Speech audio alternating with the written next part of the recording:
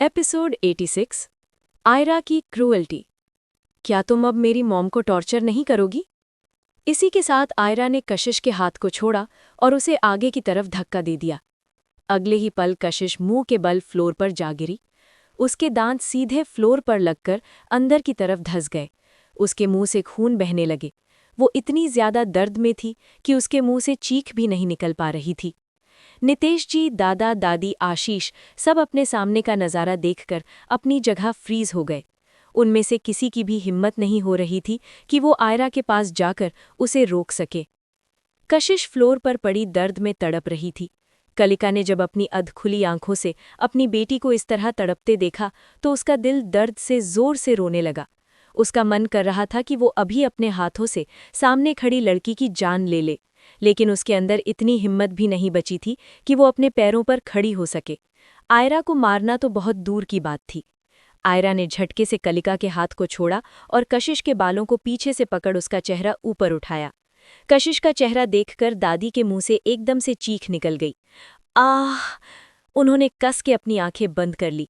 वो पूरी डर से कांपने लगी। जिस लड़की को उन्होंने प्रिंसेस की तरह पाल पोस कर बड़ा किया था, आज उसकी ये हालत देखकर दादी की आंखों में अपने आप पानी आ गया। वो अपनी आंखें बंद कर रोने लगी।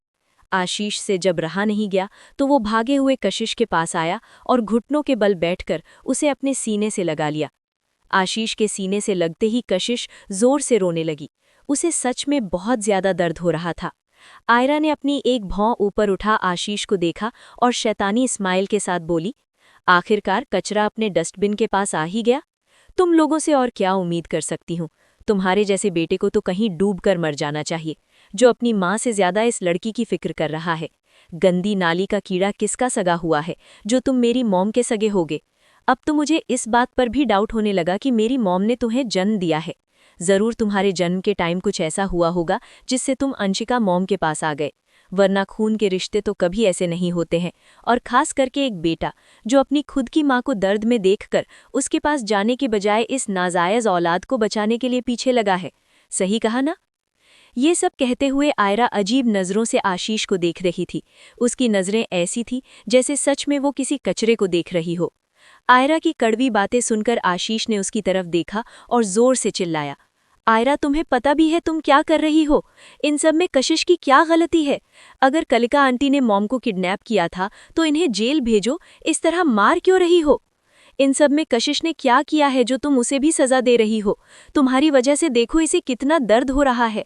क्या हालत बना दी है तुमने इसकी? ये कहते हुए आशीष की आंखों से आंसू बहने लगे।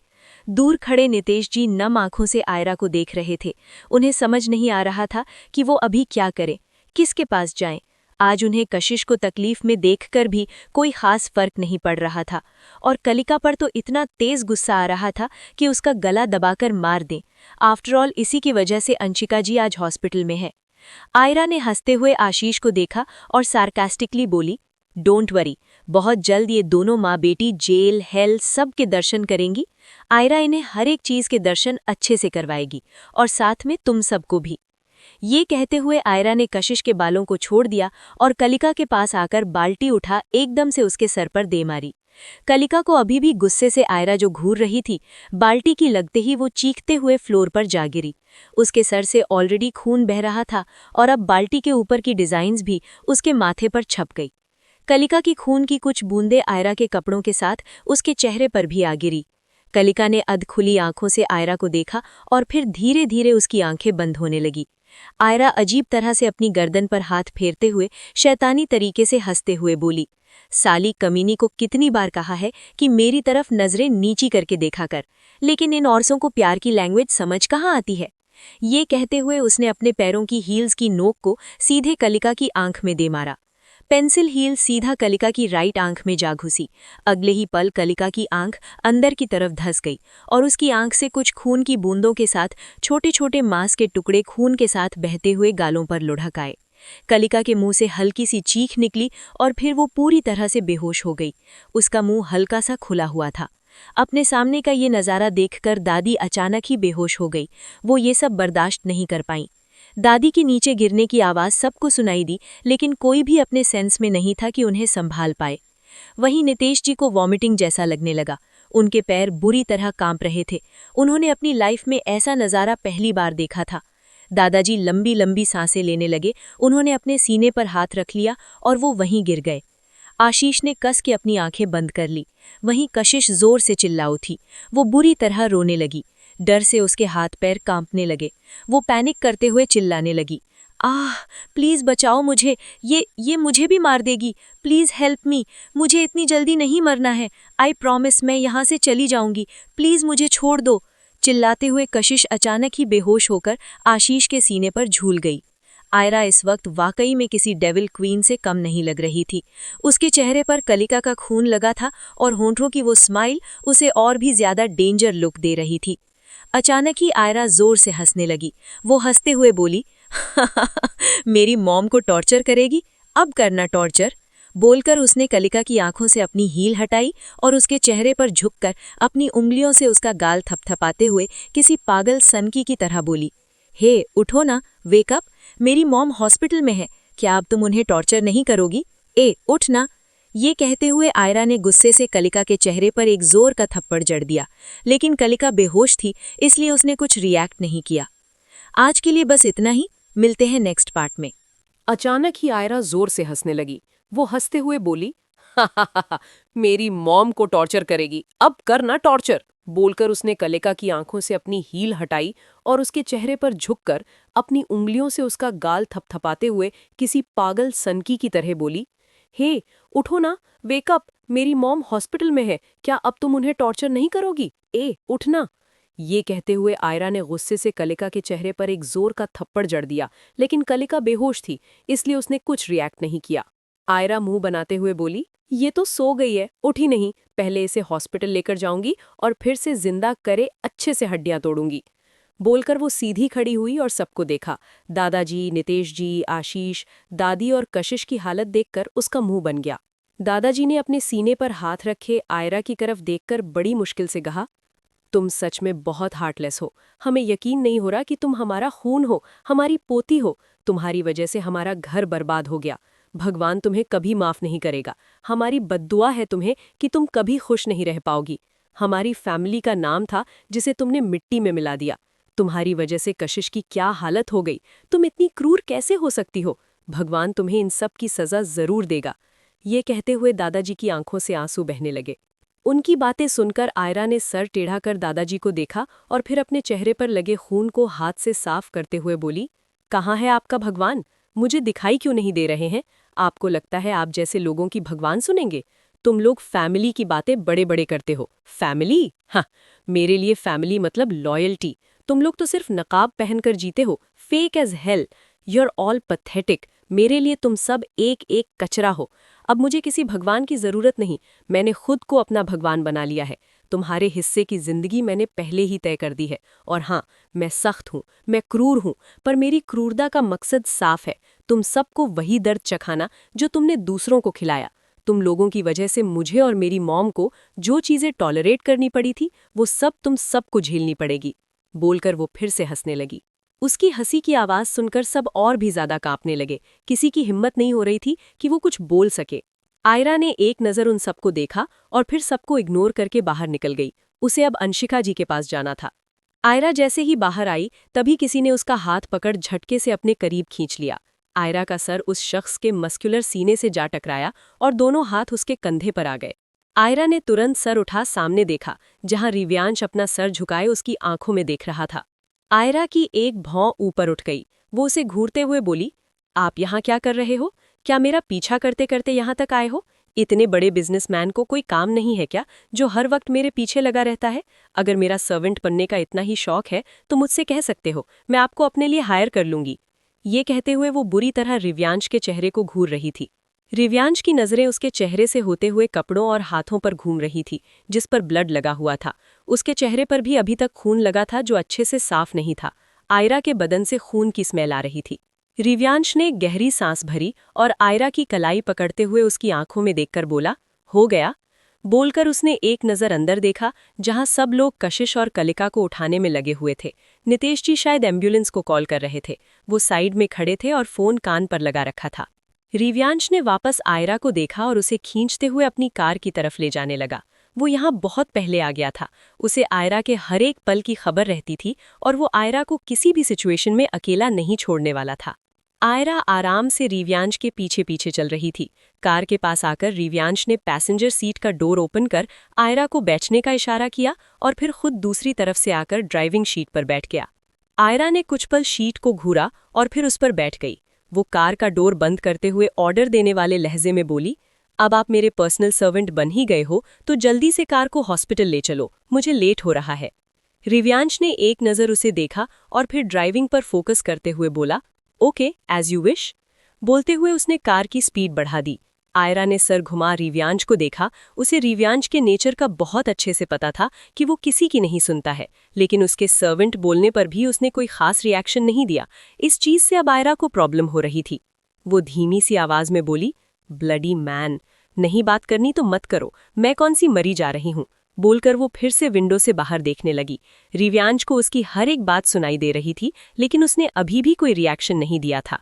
तकरीबन 20 मिनट बाद रिव्यांश ने कार को एक सुनसान जगह पर रोका, जहां दूर दूर तक कुछ नजर नहीं आ रहा था और न ही कोई गाड़ियां आ जा रही थीं। वो रास्ता ही दूसरा था। रिव्यांश के इस तरह बीच सुनसान सड़क पर कार रोकने से आयरा ने उसकी तरफ देखा और कन्फ्यूजन से बोली, यहाँ कार क्यों रोकी है और आपने इस रास्ते से कार क्यों ली? मैंने कहा था ना कि मुझे जल्दी हॉस्पिटल जाना है। उसने इतना ही कहा था, तभी रिव्यांश ने शीट बेल्ट निकाली और कार से बाहर आ गया। वो आयरा की तरफ आया और डोर ओपन करके बोला, कम आउट। आयरा उसे घूरते हुए बोली, वाई? रिव्यांश ने एक बार उसकी आंखों में देखा और अगले ही पल हल्का सा उस पर झुक उसका हाथ पकड़ धीरे से कार से बाहर निकाला। रिव्यांश ने कार का डोर बंद किया और आयरा की कमर में हाथ डाल उसे अचानक से लिफ्ट किया और उसे कार की बोनट पर बिठा दिया। आयरा ने कस के उसके कॉलर को अपने दोनों हाथों की मुट्ठियों में भर लिया। रिव्यांश ने अपने दोनों हाथ उसके पास बोनट पर टिकाए और हल्का सा उस पर झुकते हुए बोला, अपने हाथ गंदे करने की क्या जरूरत थी? अपनी हालत देखो, क्या बना रखी है। इस तरह हॉस्पिटल जाने वाली हो तुम? बोलकर वो 2 कदम पीछे हो गया और अपने दोनों हाथ पैंट की पॉकेट में डाल बिना किसी एक्सप्रेशन के आयरा को ऊपर से नीचे तक देखने लगा। आयरा ने एक बार खुद को देखा। वाकई में उसके कपड़े बहुत गंदे हो रखे थे, बाल भी बिखर गए थे और चेहरे पर खून के लाल धब्बे जम चुके थे। वो सारा खून कलिका का था जो उसे मारते वक्त आयरा के कपड़ों और स्किन पर लग गया था। थोड़ी बहुत चोट आयरा के हाथ पर भी लगी थी, जिससे आयरा को कोई फर्क नहीं पड़ रहा था, लेकिन रिव्यांश को बहुत फर्क पड़ रहा था। उसने कार के अंदर से फर्स्ट एड बॉक्स और टिश्यू पेपर का पैकेट निकाला और वापस आयरा के पास आ गया। उसने पैकेट से टिश्यू निकाला और बहुत आराम से आयरा का चेहरा साफ करने लगा। आयरा चुपचाप रिव्यांश को देख रही थी। उसने नहीं उसे रोकने की कोशिश की, नहीं कुछ कहा। वो आराम से बैठी थी। शायद आयरा इतनी शांत रिव्यांश के सामने ही थी। आज के लिए बस इतना ही। मिलते हैं नेक्स्ट पार्ट में। सॉरी रीडर्स, मैंने जल्दबाजी में ध्यान नहीं दिया था कि यहाँ एब्यूजिंग वर्ड्स भी साथ में ऐड हो गए हैं। STC का चैप्टर दिया था और मैंने बिना पढ़े ही यहाँ पब्लिश कर दिया। 2 चैप्टर एडिट कर दिए हैं और पिछले 1-2 चैप्टर को भी एडिट कर दूंगी। एपिसोड 88। उसने कार के अंदर से फर्स्ट एड बॉक्स और टिश्यू पेपर का पैकेट निकाला और वापस आयरा के पास आ गया। उसने पैकेट से टिश्यू निकाला और बहुत आराम से आयरा का चेहरा साफ करने लगा। आयरा चुपचाप रिव्यांश को देख रही थी। उसने नहीं उसे रोकने की कोशिश की और नहीं कुछ कहा। वो आराम से बैठी थी। शायद आयरा इतनी शांत रिव्यांश के सामने ही थी। रिव्यांश ने अच्छे से उसके चेहरे पर लगा ब्लड साफ किया और फिर उसके हाथ को, और तभी उसकी नजरें आयरा के लेफ्ट पैर पर पड़ी, जिसके एंकल से हल्का हल्का ब्लड निकल रहा था, जो उसकी हील्स के अंदर जा रहा था। रिव्यांश ने टिश्यू को साइड में फेंका और अगले ही पल आयरा का पैर पकड़ चोट को देखने लगा। उसने आयरा के चेहरे को देखा और हल्के गुस्से में कहा, ये सब क्या है? तुम अपना ख्याल नहीं रख सकती हो? पूरे दिन चिल्ला चिल्ला कर बीपी तो तुमने वैसे ही कर रखा होगा, और अब ये सब? डिस्गस्टिंग। ये कहते हुए उसने फर्स्ट एड बॉक्स से कॉटन निकाली और उसके एंकल से बह रहे खून को साफ करने लगा। आयरा ने घूर कर उसे देखा और अपना पैर पीछे खींचते हुए बोली, आप मुझे डांट रहे हो? रिव्यांश उसके पैर पर अपनी पकड़ मजबूत करते हुए बोला, नहीं, प्यार कर रहा हूं। उसका जवाब सुनकर आयरा का मुंह बन गया। वो धीमी सी आवाज में बोली, छोड़ो, मैं बाद में बैंडेज करवा लूंगी, और इतनी चोट भी नहीं लगी है जितना आप रिएक्ट कर रहे हो। मुझे मॉम से मिलना है, पता नहीं वो कैसी होंगी, मुझे अभी उनके पास जाना है। ये कहते हुए वो अपना पैर बार बार हिला रही थी, जिससे रिव्यांश ठीक से उसके एंकल पर दवाई नहीं लगा पा रहा था। उसने फ्रस्ट्रेशन से आयरा को देखा और कहा, क्या तुम थोड़ी देर शांति से बैठ सकती हो? बस 5 मिनट्स। ये सुनते ही आयरा, जिसने कुछ बोलने के लिए अपना मुंह खोला था, उसकी बात गले में ही अटक गई। उसने वापस अपना मुंह बंद कर लिया। रिव्यांश ने ऑइंटमेंट ली और अच्छे से उसके एंकल पर लगाने लगा, लेकिन ठीक उसी वक्त पीछे से कार की हॉर्न की आवाज सुनाई दी, जिसे सुनते ही आयरा ने उस तरफ देखा। तभी वो कार रिव्यांश की कार के बगल में आकर रुक गई। रिव्यांश का ध्यान अभी भी आयरा पर था। तभी उस कार से हर्ष बाहर निकला। उसकी नजरें आयरा पर टिकी थीं। उसने अभी तक रिव्यांश को नहीं देखा था। उसकी नजरें सिर्फ आयरा पर टिकी थीं। वो उसे देखकर हैरानी से बोला, आयरा, तुम यहाँ क्या कर रही हो? तुम तो रेस्टोरेंट आने वाली थी ना मुझसे मिलने? हर्ष की आवाज सुनकर रिव्यांश के हाथ एकदम से रुक गए। उसका चेहरा धीरे धीरे डार्क होने लगा, लेकिन फेस अभी भी एक्सप्रेशनलेस था। आयरा आराम से अपने पैरों को हिलाते हुए रिव्यांश को देख रही थी। उसे हर्ष से कोई मतलब नहीं था। अगले ही पल रिव्यांश नीचे झुका और हर्ष की कॉलर को पकड़ते हुए गुस्से से बोला, मेरी वुमन को तू खुशियां देगा जिसकी खुद की लाइफ में दुखों के अलावा कुछ नहीं है? इतनी औकात है तेरी कि तू रिव्यांश ओबेरॉय की पसंद को अफोर्ड कर सके, उसे संभाल सके? She is mine, only mine. अगर इसके आसपास भी भटके ना तो पैरों को तोड़कर हाथ में रख दूंगा। आज के लिए बस इतना ही। मिलते हैं नेक्स्ट पार्ट में। एपिसोड 89, हर्ष का आयरा के कैरेक्टर पर उंगली उठाना। इसी के साथ उसने एक और जोर का मुक्का सीधा उसके नाक पर दे मारा। हर्ष एकदम से चिल्लाया। वो बुरी तरह से दर्द में तड़प उठा। उसकी नाक से खून बहने लगा और दर्द से उसकी आंखों में पानी आ गया। हर्ष जोर से चिल्लाया, आह, ये आप क्या बोल रहे हो? आयरा मेरी गर्लफ्रेंड है। अगर यकीन ना हो तो आप पूछ सकते हो इससे। ये मेरी है, ये मुझसे प्यार करती है। मिस्टर ओबेरॉय, आपको जरूर कोई गलतफहमी हुई होगी। ये बात उसने बड़ी मुश्किल से कही थी। हर्ष ने अब आयरा की तरफ देखा और ऑलमोस्ट रोते हुए बोला, आयरा, तुम कुछ बोल क्यों नहीं रही हो? बताओ ना मिस्टर ओबेरॉय को कि तुम मेरी हो, मुझसे प्यार करती हो। आयरा ने बोरियत से हर्ष को देखा और शैतानी स्माइल के साथ बोली, तेरे जैसे गंडमरे से प्यार करने से अच्छा है कि मैं मर जाऊं। मेरा टेस्ट इतना भी खराब नहीं है कि गटर के कीड़े को अपना मान लूं, जो हर किसी की गंदगी में मुंह मारता फिरता हो। तुमसे सिर्फ तुम्हारी वो सुलड़ी ही प्यार कर सकती है। ये कहते हुए उसके चेहरे पर एटीट्यूड झलक रहा था। उसका जवाब सुनकर हर्ष का चेहरा एकदम से पीला पड़ गया। उसे यकीन नहीं हो रहा था कि आयरा इतना बदल गई है। एक वक्त था जब आयरा उसके आगे पीछे उसकी अटेंशन पाने के लिए घूमती थी। वो एक नज़र उसे देख ले, इसके लिए वो घंटों मिरर के सामने खड़ी होकर तैयार होती थी। यहाँ तक उसने कशिश की ड्रेस, उसके कॉस्मेटिक प्रोडक्ट्स, हर एक चीज़ कॉपी की थी और इस वजह से कॉलेज में सब उसे कॉपीकैट बोलने लगे थे। हर्ष हर जगह आयरा को बेइज्जत करता था, लेकिन फिर भी वो पागलों की तरह उसके पीछे पड़ी रहती थी। लेकिन आज वही आयरा उसे गालियां निकाल रही थी, उसे ऐसे देख रही थी जैसे सच में वो कचरा है। हर्ष की आंखों के सामने वो सारे पल घूमने लगे जब आयरा उसके आगे पीछे घूमती रहती थी। तभी रिव्यांश ने उसका कॉलर पकड़ उसे खड़ा किया और सर्द लहजे में बोला, मेरी फर्स्ट एंड लास्ट वार्निंग है ये, मेरी आयरा से दूर रहना, वरना तुम्हारे लिए बिल्कुल भी अच्छा नहीं होगा। हर्ष एकदम से अपने होश में आया। उसने रिव्यांश को देखा और फिर आयरा की तरफ देखकर गुस्से से बोला, मिस्टर ओबेरॉय, आप जिस लड़की के लिए मुझे मार रहे हो, ये लड़की किसी के लायक नहीं है। ये पहले मुझसे प्यार का ड्रामा करती थी और अब जब इसे मुझसे भी ज्यादा रिच मैन मिल गया तो ये आपके पीछे आ गई। मैंने आज तक इसके जैसी डबल स्टैंडर्ड लड़की नहीं देखी। दोपहर में इसने मुझे होटल में मिलने बुलाया था और अभी ऐसे बात कर रही है जैसे मैं इसके लिए कुछ भी नहीं हूँ। रियलिटी तो ये है कि इसे मेरे साथ सोना था, लेकिन मैं ऐसा कुछ नहीं करना चाहता हूँ अभी। इसके लिए ये इस तरह का बिहेव कर रही है। हर्ष की बात खत्म होते ही माहौल में खामोशी छा गई। आयरा को हर्ष की बात से रत्ती भर फर्क नहीं पड़ा। उसे पता था कि हर्ष रिव्यांश के सामने ऐसा ही कुछ बोलेगा। जब लोग किसी को चोट नहीं पहुंचा पाते हैं तो फिर वो उसके कैरेक्टर पर उंगली उठाते हैं, और यही हर्ष कर रहा था। आयरा की नजरें सिर्फ रिव्यांश पर टिकी थी। उसे नॉर्मली फर्क नहीं पड़ता था, लेकिन अभी बस उसे रिव्यांश का रिएक्शन देखना था कि वो उस पर बिलीव करता है या बाकी लोगों की तरह दुनिया वालों पर। लेकिन तभी अचानक रिव्यांश एकदम से हंसने लगा। उसकी हंसी बेहद डरावनी थी। उसकी हंसी में कोई खुशी नहीं, बल्कि एक अजीब सा पागलपन, सनक थी। रिव्यांश को इस तरह हंसता देख हर्ष ने कस के अपने हाथों की मुट्ठियां बंद कर ली। उसके माथे पर पसीने की बूंदें उभर आई थी। उसे रिव्यांश से डर लग रहा था। रिव्यांश ने हर्ष के कंधे पर हाथ रखा और उसे ऊपर से नीचे तक देखते हुए बोला, ऐसा क्या है तुम्हारे अंदर जो तुम्हें ये गलतफहमी हो गई कि आयरा तुम्हारे साथ सोना चाहती है? अगर आयरा डबल फेस है तो फिर तुम क्या हो? वो कुत्ता जो हर जगह मुंह मारता फिरता रहता है, You called her double-faced? No, she just learned how to deal with snakes like you. बोलकर वो हल्का सा हर्ष के करीब आया और उसके कान के पास रुककर धीमी सी आवाज में बोला, What's mine ever? Touch her again and I'll make sure you forget how to breathe. ये सुनते ही हर्ष ने डरते हुए रिव्यांश को देखा, जो तिरछा मुस्कुराते हुए उसे ही देख रहा था। तभी रिव्यांश ने एकदम से हर्ष के कंधे को जोर से झटका, जिससे हर्ष संभल नहीं पाया और लड़खड़ाते हुए सड़क पर जा गिरा। उसके मुंह से फिर से चीख निकल गई। उसकी दोनों हथेलियां सड़क पर टिकी थीं और घुटने हल्के से मुड़े हुए थे और पीठ सड़क से लगी हुई, जिससे उसकी पीठ पर भी हल्की सी खरोंच आ गई। हर्ष का चेहरा दर्द और गुस्से से लाल हो गया। आज जिस तरह से उसकी इंसल्ट हुई, उस तरह से पहले किसी ने इतनी हिम्मत नहीं की उसकी इंसल्ट करने की। आज पहली ही मुलाकात में रिव्यांश ने उसे उसकी औकात दिखा दी थी कि वो एक चींटी से ज्यादा कुछ नहीं है। रिव्यांश ने एक नज़र हर्ष को देखा और फिर आयरा के पास आकर पीछे से उसके बालों को अपनी मुट्ठियों में भर एकदम से उसके सॉफ्ट होठों को कैप्चर कर लिया।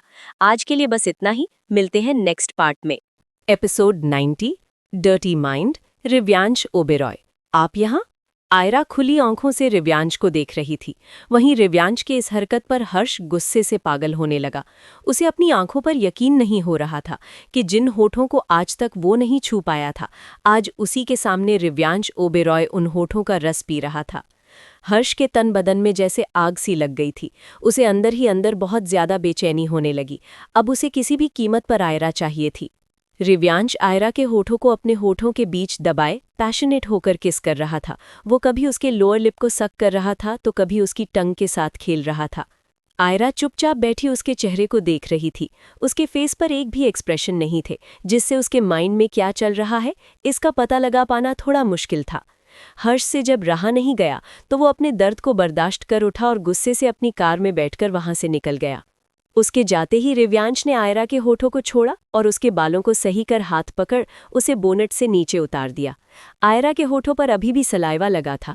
रिव्यांश ने टिश्यू से उसके होठों को साफ किया और उसकी आंखों में देखकर बोला, how dirty are you? Aayra ने नजरें नीचे कर एक बार अपने होठों को देखा और फिर रिव्यांश की तरफ देखकर अपनी एक भौं ऊपर चढ़ाते हुए बोली, ओ रियली, मैं डर्टी हूँ? रिव्यांश ने टिश्यू साइड में फेंका और उसका हाथ पकड़ कार के अंदर लाते हुए बोला, मेरे सामने तुम खड़ी हो तो मैंने डर्टी पड़ोस की लड़की को तो नहीं बोला होगा। ये कहते हुए वो ड्राइविंग सीट पर बैठ गया और उसने आयरा को अपनी गोद में बिठा लिया। आयरा आराम से उसकी गोद में बैठी थी। उसने उठने की कोशिश नहीं की थी। वो रिव्यांश के चेहरे को देखकर बोली, मैं डर्टी कैसे हूँ, इसे एक्सप्लेन कर सकते हो? ये सुनकर रिव्यांश ने उसके चेहरे को देखा। उसकी नजरें चेहरे से होते हुए आयरा की चेस्ट पर आकर टिक गई। वो उसके शर्ट के अंदर से ही बहुत अच्छे से दिख रही थी। रिव्यांश के फेस पर तिरछी स्माइल आ गई। उसने सिर्फ आयरा को किस किया था और एक किस से ही आयरा की बॉडी रिएक्ट करने लगी थी। खुद का उस पर इतना इफेक्ट देखकर रिव्यांश की स्माइल और भी ज्यादा गहरी हो गई। आयरा ने जब रिव्यांश की नजरों को देखा तो उसने कस के अपने हाथों की मुट्ठियां बंद कर ली। उसका चेहरा हल्का सा लाल हो गया। रिव्यांश ने उसके चेहरे को देखा और उसे ब्लश करता देख एक पल के लिए वो उसे देखता रह गया, लेकिन अगले ही पल वो अपने होंठ उसके कान के पास लेकर आया और सिडक्टिव टोन में बोला, अगर मैंने एक्सप्लेन किया तो तुम्हें खुद से शर्म आने लगेगी।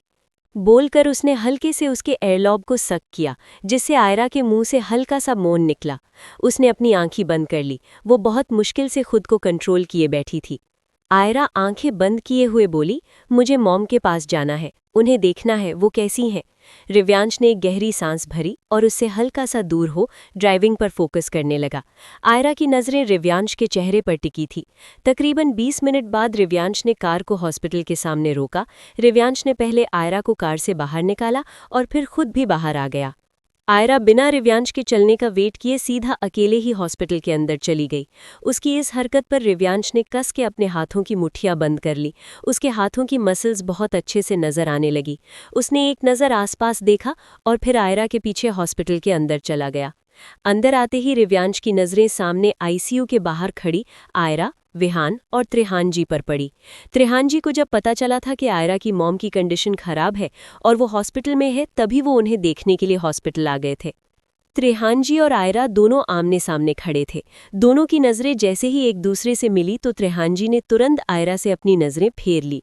उनकी इस हरकत पर आयरा की एक भौं ऊपर उठ गई। त्रेहान जी ने अपनी नेचर के ऑपोजिट आयरा से माफ़ी मांगी थी, लेकिन आयरा ने उन्हें माफ़ करने की बजाय उनके बनाए खाने की इंसल्ट की। ये चीज़ त्रेहान ओबेरॉय टॉलरेट नहीं कर सकते थे। आयरा ने विहान को देखा और फिक्र भरी आवाज़ में कहा, मॉम अब कैसी हैं? डॉक्टर ने क्या कहा? विहान ने आयरा को देखा और परेशानी से बोले, अभी कुछ कह नहीं सकते हैं। डॉक्टर बहुत परेशान थे। मामी के सर में बहुत तेज़ चोट लगी है और खून भी बहुत बह गया है। वो तो त्रेहान अंकल ने टाइम पर ब्लड डोनेट कर मामी को दे दिया, वरना उनका बच पाना मुश्किल हो जाता। She is in a very critical condition. Vihaan की बात सुनकर आयरा ने एकदम से त्रेहान जी को देखा, जो दूसरी तरफ मुंह किए खड़े सिगरेट पी रहे थे। त्रेहान जी ने अंशिका जी के लिए ब्लड दिया है, ये बात सुनकर आयरा को सुबह की बातें याद आने लगी, जब त्रेहान जी उससे माफ़ी मांग रहे थे और उसने उन्हें माफ़ करने की बजाय बदतमीज़ी से बात की थी। ये सब याद करने आयरा को थोड़ा गिल्ट होने लगा। उसकी आंखों में हल्की सी नमी भर आई। शायद ये पहली बार था जब उसकी दिल किसी के लिए सॉफ्ट हुआ और आंखों में पानी आया हो। आयरा वहीं बेंच पर बैठ गई और नम आंखों से फ्लोर को देखने लगी। सब कुछ धुंधला नजर आ रहा था। उसे अंशिका जी को लेकर बहुत ज्यादा टेंशन हो रही थी।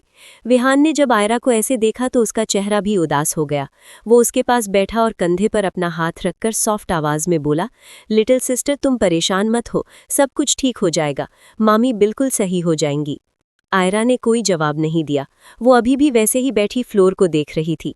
त्रेहान जी ने हल्का सा सर टेढ़ा कर आयरा को देखा। उसे इस तरह सैड देखकर उन्होंने अपनी सिगरेट नीचे फेंकी और दूसरी तरफ चले गए। वो उसे उदास नहीं देख पा रहे थे, लेकिन आयरा से बात नहीं करने वाले थे। अगर आयरा में ईगो था तो त्रेहान ओबेरॉय भी एगोइस्टिक थे। रिव्यांश उन दोनों को देख रहा था। उसने अपना सर टेढ़ा हिला दिया और आयरा के पास आकर उसके सामने खड़ा हो गया। वो सर झुकाए आयरा को देख रहा था, जिसकी नज़रें अभी भी फ्लोर पर टिकी थी। वहीं विहान ने जब रिव्यांश को देखा तो एक पल के लिए वो हैरान रह गया, लेकिन अगले ही पल वो खड़ा हुआ और सवालिया नज़रों से रिव्यांश को देखते हुए बोले, मिस्टर ओबेरॉय, आप यहाँ? आज के लिए बस इतना ही। मिलते हैं नेक्स्ट पार्ट में।